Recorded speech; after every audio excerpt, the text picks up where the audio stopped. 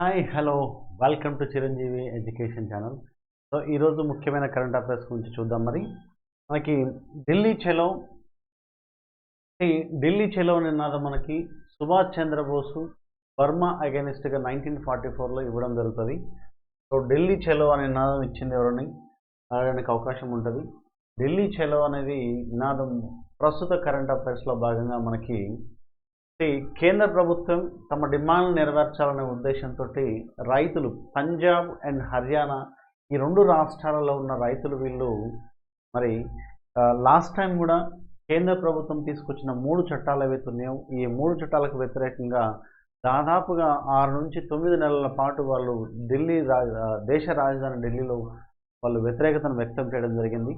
So దానికి అనుకూలంగా కేంద్ర ప్రభుత్వం కూడా ఆ చట్టాలను క్యాన్సిల్ చేసారు. సో మరొక డిమాండ్లతోటి కేంద్ర ప్రభుత్వం ముఖ్యంగా వీరి యొక్క డిమాండ్లు ఏంటంటే ఎంఎస్పిని చట్టబద్ధం చేయాలని చెప్పేసి వీళ్ళ యొక్క డిమాండ్ అనమాట.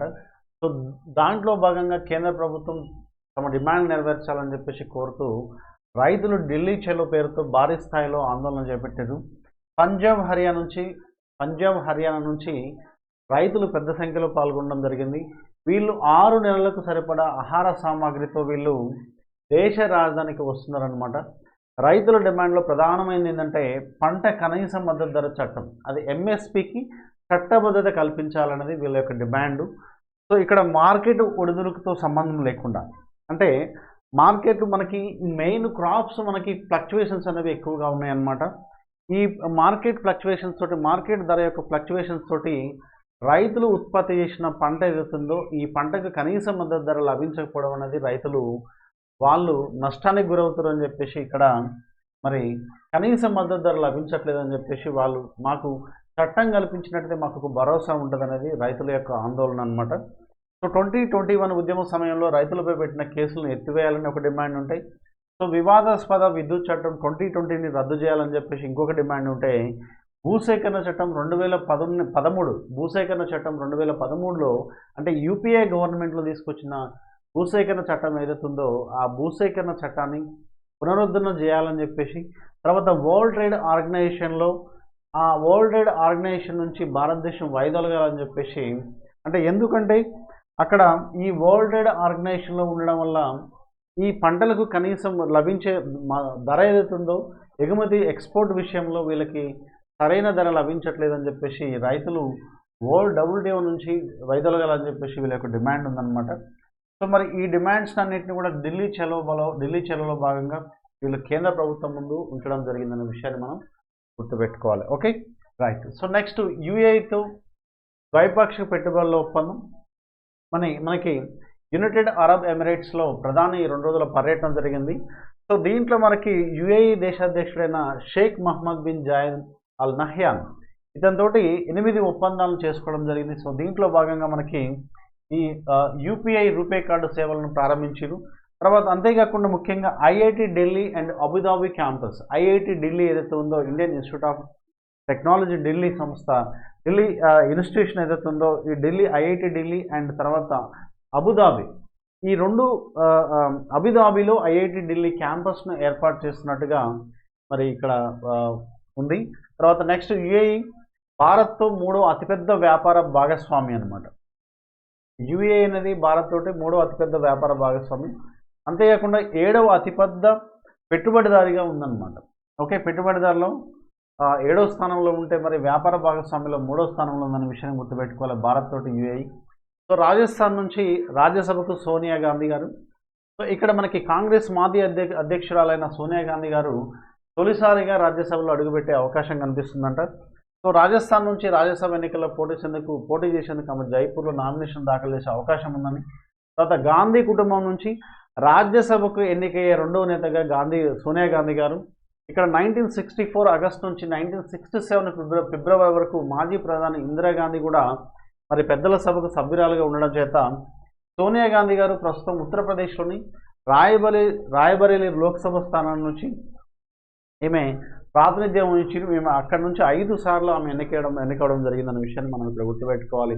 సో ఇక్కడ ఇందిరాగాంధీ తర్వాత మరి 64 నుంచి 67 మధ్యలో ఇందిరాగాంధీ గారు మనకి రాజ్యసభ సభ్యులుగా ఉంటే తర్వాత మనకి సోనియా గాంధీ గారు ఇప్పుడు మరి ఈ రాజ్యసభకు ఎన్నిక అవుతున్నారని చెప్పేసి ఇక్కడ మనకి ఇవ్వడం జరిగింది. సో నాకు నెక్స్ట్ డిప్యూటీ సీఎంల నియామకం రాజ్యాంగ విరుద్ధం కాదని సుప్రీంకోర్టు ప్రకటన. రాష్ట్రాల్లో ఉప ముఖ్యమంత్రి పదం డిప్యూటీ సీఎం ఏదైతే ఉందో ఈ డిప్యూటీ సీఎంపై కొన్ని సుప్రీంకోర్టులో దాఖలైన పిటిషన్ ఏదైతుందో సుప్రీంకోర్టు కొట్టివేయడం జరిగింది. ఎందుకు కొట్టివేసిందంటే భారత ప్రధాన న్యాయమూర్తి అయిన జస్టిస్ డివై చంద్రచూడ్ నేతృత్వంలో ధర్మాసనం తిరస్కరించింది. ఎందుకు తిరస్కరించిందంటే ముఖ్యమంత్రి పదవి ఉప ముఖ్యమంత్రి పదవి అనేది రాజ్యాంగ విరుద్ధమేమీ కాదని చేసి స్పష్టం చేసింది. పార్టీ లేదా ఒక సంకీర్ణ ప్రభుత్వంలోని ఒక సీనియర్ నేత ఈ ఉప ముఖ్యమంత్రి పదవికి ఎంపిక చేసుకోవచ్చు.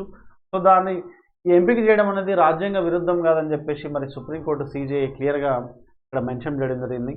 ఉప ముఖ్యమంత్రి పేరుకు మాత్రమే, కానీ క్యాబినెట్ మంత్రి హోదా మాత్రమే ఉంటుంది. ఇతనికి స్పెషల్గా ఎలాంటి హోదా లభించదు. పేరుకు మాత్రమే ఉప ముఖ్యమంత్రి పదవి ఉన్నా కానీ ఇతనికి ఎలాంటి హోదా, ఎక్స్ట్రా హోదా లభించదు. ఓన్లీ క్యాబినెట్ హోదా మాత్రమే ఉంటుంది.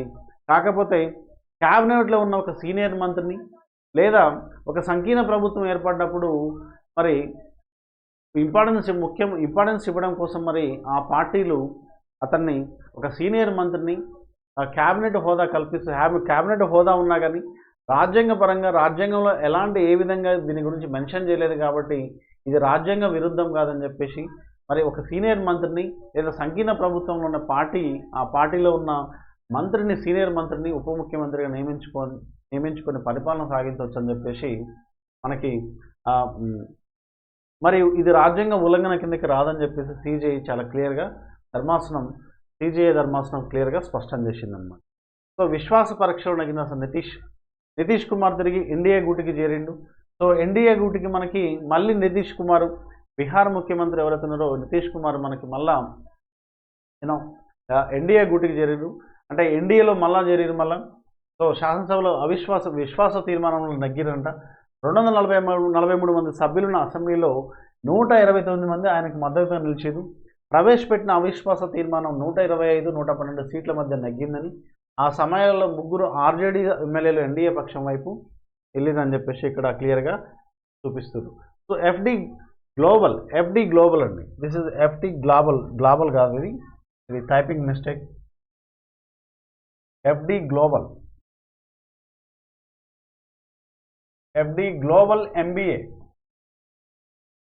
ఎంబీఏ ర్యాంకింగ్లో ISB Indian school of business, ఐఎస్బికి మెరుగైన స్థానం.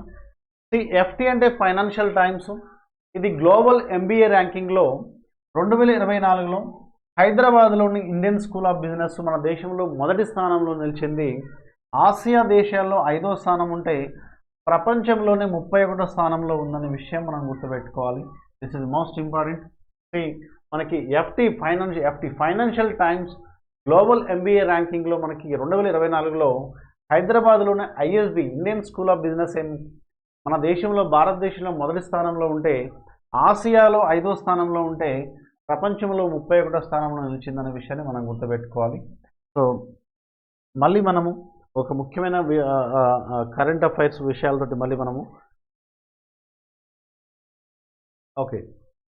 సో ముఖ్యమైన కరెంట్ అఫైర్స్ తోటి మళ్ళీ తర్వాత వీడియోలోకి వెళ్దాం. So please subscribe our channel. Thank you one and all. Chiranjeevi education channel.